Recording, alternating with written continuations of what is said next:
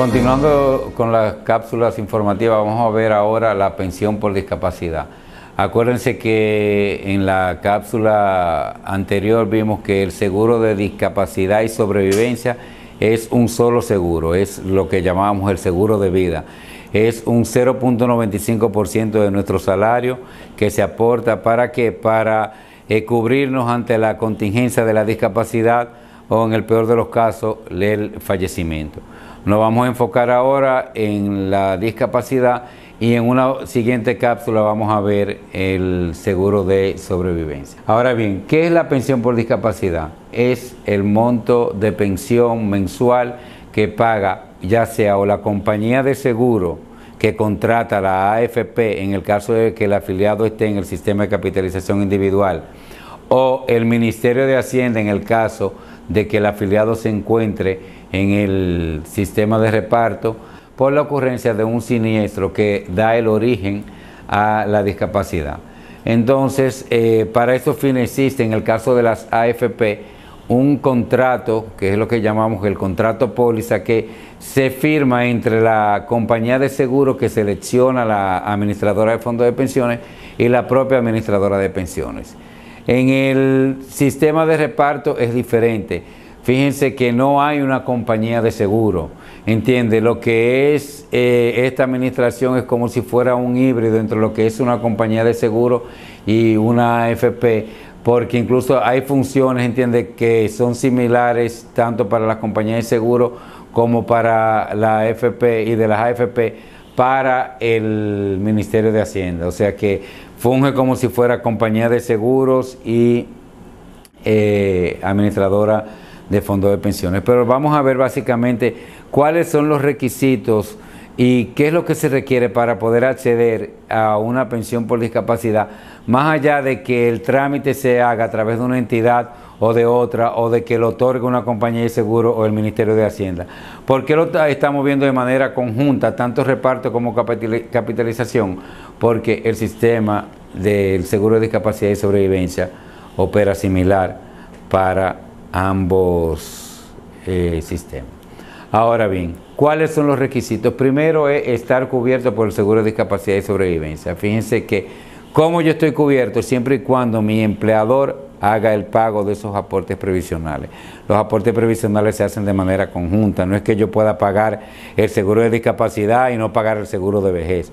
Entonces, es importante que el empleador realice los pagos, incluso más allá de que a mí me descuenten de mi salario los aportes previsionales, yo como trabajador no soy el que realizo el pago, es el empleador que realiza el pago. Entonces, algo muy importante es que el trabajador se tiene que encontrar al día con el pago de la prima, o sea, ese empleador tiene que realizar el pago de la prima. Tiene que sufrir una enfermedad o una lesión crónica que reduzca la capacidad productiva en al menos un 50%. Si esa reducción de la capacidad productiva se encuentra entre un 50 y 66.67%, entonces es una discapacidad parcial. Y más allá del 66.67% es una discapacidad total. ¿Y por qué la diferencia es importante? ¿Por qué? Porque la prestación económica que se otorga va a variar en función de si la persona tiene una discapacidad total o una discapacidad parcial. Otro de los requisitos es agotar el derecho a las prestaciones por enfermedad no profesional o por riesgo del trabajo. Fíjense que no es tan sencillo como que tengo un dolor en la espalda, tengo una hernia discal, déjame ir a pedir una pensión por discapacidad. No, ustedes saben que se otorgan un periodo de 26 semanas, o sea, el derecho que uno como trabajador tiene a prestaciones por enfermedad no profesional o por riesgo del trabajo. Entonces, uno tiene que haber agotado ese periodo. No quiere decir que yo hoy me enfermé y voy mañana a solicitar una pensión, no. Tiene que haber una evidencia de que ya hace por lo menos, puede ser que yo no agote el beneficio, la prestación que se da, entiende, que está contemplada a nivel del sistema, pero que por lo menos yo tenga un periodo de tiempo que me encuentre discapacitado. ¿Por qué? Porque lo que se determina es una discapacidad permanente. O sea que yo real y efectivamente estoy discapacitado y de manera permanente. O sea que eso no se vaya a revertir. Puede ser que yo tenga una condición de salud que me discapacite en un momento, pero no quiere decir que me discapacitó de manera definitiva. Por ejemplo, una persona puede tener un accidente, que es sometido a una operación, tuvo una fractura en el fémur, tiene una fractura en el brazo, pero no quiere decir que se va a quedar sin brazo, no quiere decir que se va a quedar coja. Entonces hay que esperar un periodo de tiempo, algo que se evidencie que real y efectivamente esa discapacidad que tiene la persona es una discapacidad permanente.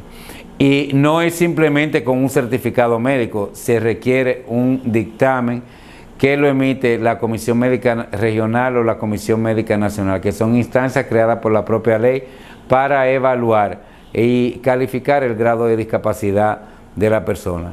Ese dictamen que emite esa comisión debe de ser certificado, ese grado de discapacidad que determine esa comisión es certificado por la Comisión Técnica de Discapacidad, que es una comisión también creada por la propia ley, que la preside el Superintendente de Pensiones y donde hay miembros de 9 instancias que representan tanto a los trabajadores como a los empleadores. Ahora bien, ¿cómo funciona el seguro? Como yo le dije, entiende, se hace el aporte y lo importante es que ese aporte llegue a la compañía de seguro, porque si no llega, no se tiene la cobertura y no se otorga la pensión. ¿Y cuál es la pensión que se otorga? Es una renta temporal, es hasta los 65 años para el caso de capitalización individual, o sea que una persona se discapacita a los 18, por ejemplo, y va a recibir esa pensión hasta los 65 años. Y ahora con la nueva ley 1320 se establece que esa pensión por discapacidad es definitiva para los afiliados al sistema de reparto. Antes era hasta los 65 años para ambos sistemas, pero ahora es vitalicia para los afiliados en el sistema de reparto. El monto de la pensión va a variar porque va a ser en función del promedio del salario indexado de los últimos 3 años contados hacia atrás hasta el momento de la fecha del siniestro.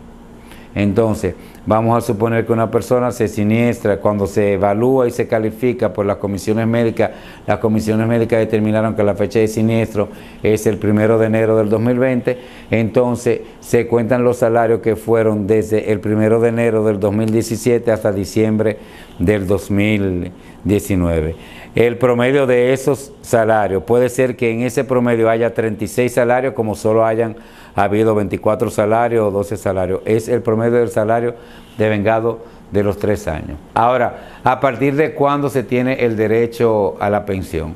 Primero, esto es sumamente importante porque el derecho se tiene a partir de la fecha de siniestro. Como en el caso que puse, si una persona tiene una fecha de siniestro el 1 de enero del 2020 y hoy es que me evalúan y me hacen el dictamen, entonces determina que esa es mi fecha de siniestro, a mí el pago se me tiene que realizar a partir del 1 de enero del 2020. Entonces esta fecha es sumamente importante porque determina no solo la cobertura de que yo tenga pago de prima en este periodo, sino también que me va a determinar el momento a partir del cual se me va a otorgar el pago, y ese pago es retroactivo. O sea que si la pensión es de 20,000 pesos y me van a pagar el 30 de junio, entonces me tienen que pagar un monto retroactivo de 6 meses de pensiones, y así de la manera subsiguiente, los periodos subsiguientes se me van a otorgar la pensión de manera mensual. ¿Qué pasa? Fíjense que la pensión por discapacidad es compatible con el trabajo remunerado.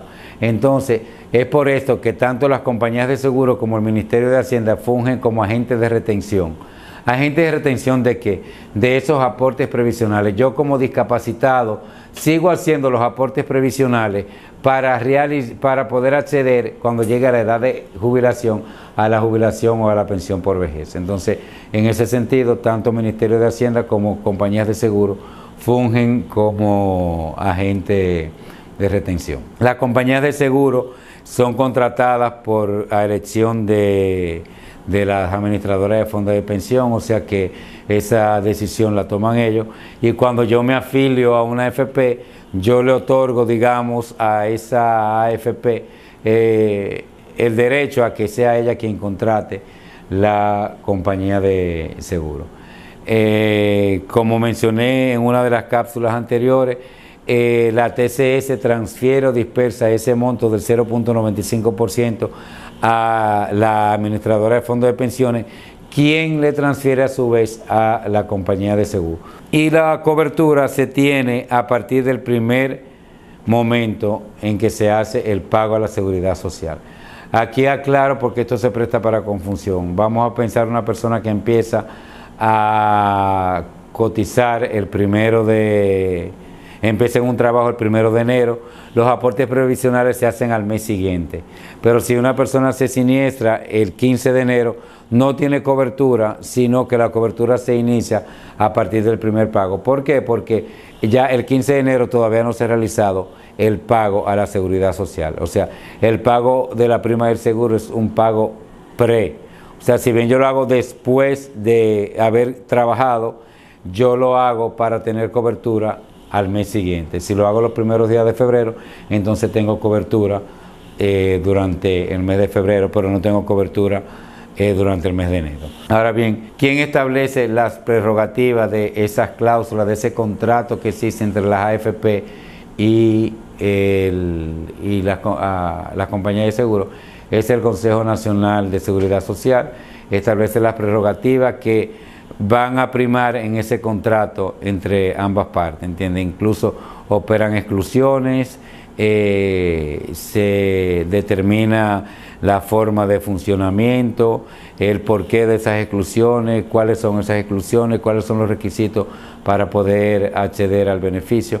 Con el caso de reparto, si bien no hay un contrato, porque como dije es una especie de híbrido, lo que ha surgido es que el consejo directivo de lo que es o de lo que era el autoseguro del IDCS, que fue la instancia que creó la ley 8701 para administrar el riesgo de discapacidad y sobrevivencia de los afiliados al sistema de reparto, ellos en su momento acogieron las prerrogativas del contrato póliza y la aplicaron al seguro de discapacidad de los afiliados al régimen de reparto. Ahora con la ley 1320, que este autoseguro pasa al Ministerio de Hacienda, siguen operando con las mismas prerrogativas que ellos habían asumido. Ahora vamos a ver un ejercicio para que ustedes tengan una idea de cuáles son las condiciones que tienen que darse para acceder a la pensión por discapacidad, porque como dije, no es simplemente que tenga una hernia o que quede cojo y ya me van a dar la pensión. Aquí tenemos un ejemplo, vamos a suponer un Juan Pérez que es evaluado por las comisiones médicas, hace su trámite de solicitud a través de la AFP o el Ministerio de Hacienda, es evaluado por las comisiones médicas y resulta que las comisiones médicas dictaminan que la fecha de siniestro de Juan Pérez es el 1 de marzo del 2019 y que el resultado de su reducción de la capacidad productiva o su grado de discapacidad es 57.85% y obviamente la discapacidad es de origen común, porque aquí estamos viendo discapacidad de origen común o no profesional. Las pensiones de riesgos laborales son pagadas por la ARL, la administradora de riesgos laborales, y Sarril es quien lo supervisa, pero aquí solo vemos las pensiones de origen común.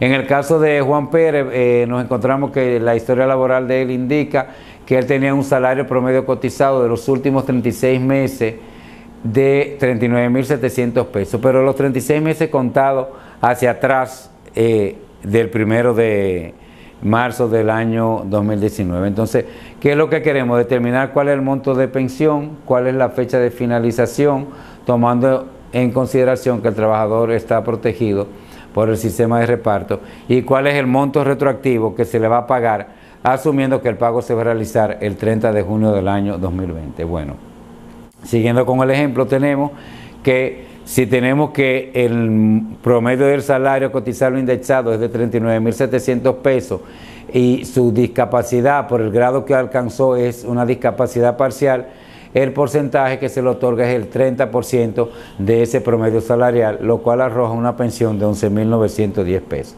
Ahora, ¿cuándo termina esa pensión?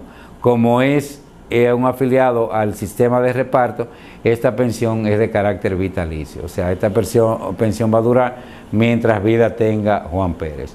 Y el monto retroactivo a pagar, fíjense que por eso yo le decía que la fecha de siniestro es importante. Vimos que la fecha de siniestro era el 1 de marzo del 2019, entonces yo tengo que pagarle, aunque es en el junio que estoy realizando el pago, todos los meses que van desde el 1 de marzo del 2019 hasta el 30 de junio del 2020. Estamos hablando de 36 meses, lo cual asciende a 190.560. Pero también se paga el salario de Navidad o la proporción. Ustedes saben que el salario de Navidad se paga en diciembre. Entonces, en este monto retroactivo lo que se hace es que como ya el diciembre del año 2019 pasó, yo tengo que calcular cuál es la proporción que le corresponde de los meses de marzo 2019 a diciembre 2019. En este caso arroja un resultado de 9.925 pesos. Y adicionándole los 190.560, el monto retroactivo es de 200.485 y que se le da al momento de hacerle ese primer pago, y de manera subsiguiente se le va a otorgar la pensión de 11.910. Debo hacer la salvedad de que estas pensiones se indexan, o sea, en 2 años contados a partir del 1 de marzo del 2019, o sea, en el 1 de marzo del 2021, a Juan Pérez se le va a ajustar la pensión por la variación que haya tenido el índice de precio al consumidor, que es publicado por el Banco Central. Ahora bien, un caso similar, vamos a suponer el mismo caso que planteamos, pero ¿qué pasa si el afiliado se encuentra protegido por el sistema de capitalización individual? La solución es la misma, el monto de la pensión es la misma, el monto retroactivo es lo mismo. La única diferencia es que a este trabajador, a Juan Pérez, si está afiliado en capitalización individual, se le va a dar otorgar la pensión hasta que cumpla los 65 años. Ya a partir de los 65 años se entiende que la persona que ha hecho sus aportes puede acceder a la jubilación, y Juan Pérez va a acceder a la jubilación o pensiones por vejez. Bueno, hasta aquí hemos visto las pensiones por discapacidad. Si bien hemos dicho que ese 0.95%, que es el que te protege tanto para discapacidad y sobrevivencia, sí quisimos separarlo y dividir lo que es la pensión por discapacidad y la pensión por sobrevivencia, que la veremos en una próxima cápsula informativa.